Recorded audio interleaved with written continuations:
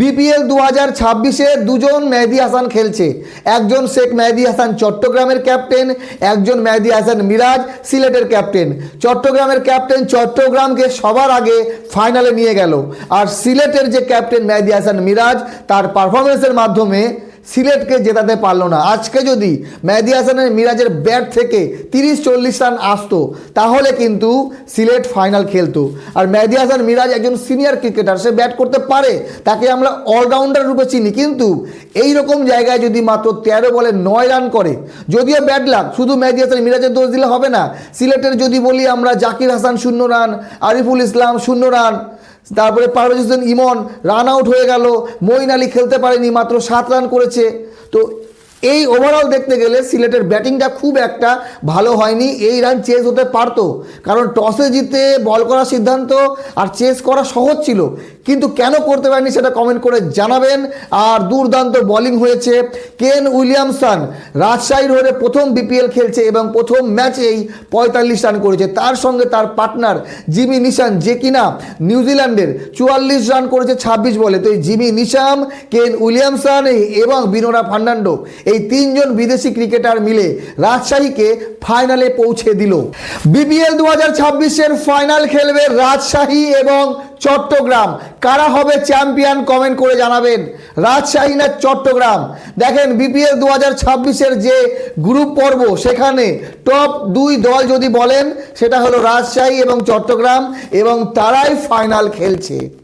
গতকাল রাজশাহী অতি সাধারণভাবে হেরে যায় চট্টগ্রামের কাছে, কিন্তু আজকে কামব্যাক করেছে। কোয়ালিফায়ার 2, যারা জিতবে তারা ফাইনালে, যারা হারবে তারা বিদায়। তো বিদায় নিল সিলেট। ভালো খেলেছে সিলেট গ্রুপ পর্বে ভালো খেলেছে, এলিমিনেটর খেলে তারপরে কোয়ালিফায়ার 2 খেলছে। তো সেখানে এসে আজকে জিততে পারতো ম্যাচ, মোটামুটি ভালোই খেলেছে, মাত্র 12 রানে ম্যাচ হেরেছে।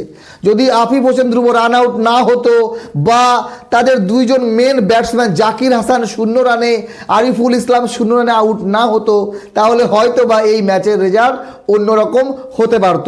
মেহেদী হাসান মিরাজ, যাকে অলরাউন্ডার হিসেবে আমরা দেখি, কিন্তু টি-20 ক্রিকেটে এত বাজে ব্যাটিং করলো। এই ডু অর ডাই ম্যাচে ক্যাপ্টেনের দায়িত্ব হওয়া উচিত।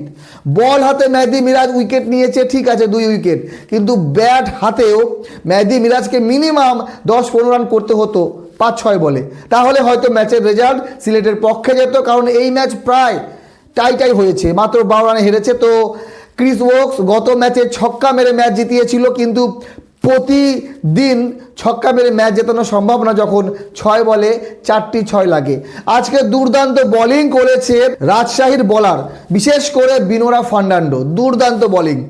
আর তার সঙ্গে সাকলাইন ভালো বল করেছে, তানজিম সাকিব ভালো বল করেছে, তার সঙ্গে রাজশাহীর ফিল্ডিংও ভালো হয়েছে।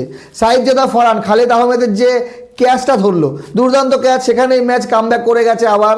তো এই ম্যাচে মনে হচ্ছিল কখনো রাজশাহী জিতবে, কখনো সিলেট জিতবে, কিন্তু শেষে যে রেজাল্টটা আসলো রাজশাহীর পক্ষে। আর এই রাজশাহীকে ফাইনালে নিয়ে যেতে বিদেশি ক্রিকেটাররা গুরুত্বপূর্ণ ভূমিকা পালন করেছে। বিনোরা ফার্নান্ডো 4 উইকেট নিয়েছে, কেন উইলিয়ামসন 45 রান করেছে 38 বলে।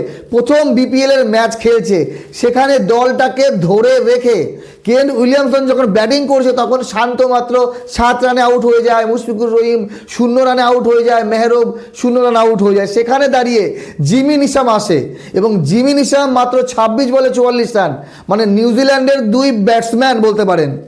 কেন উইলিয়ামসনের 45 এবং জিমি নিশামের 44 রানের জন্যই এই ম্যাচে 165 রান করতে পেরেছে রাজশাহী।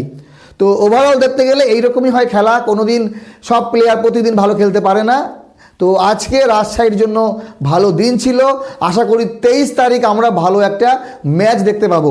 চট্টগ্রাম যেই দলটাকে নিয়ে সবাই অবহেলাই করেছে, হাসি ঠাট্টা করেছে দলটাকে নিয়ে, কিন্তু সেই দল প্রমাণ করেছে। তাদের ক্যাপ্টেন শেখ মেহেদী হাসান দুর্দান্ত ফর্মে আছে, ব্যাটিং বোলিং 2 দিক থেকেই সে কিন্তু যোগদান দিচ্ছে, কিন্তু মেহেদী মিরাজ সেটা করতে পারলো না। আর চট্টগ্রাম এবং রাজশাহীর মধ্যে কারা চ্যাম্পিয়ন হবে আপনারা কমেন্ট করে জানাবেন।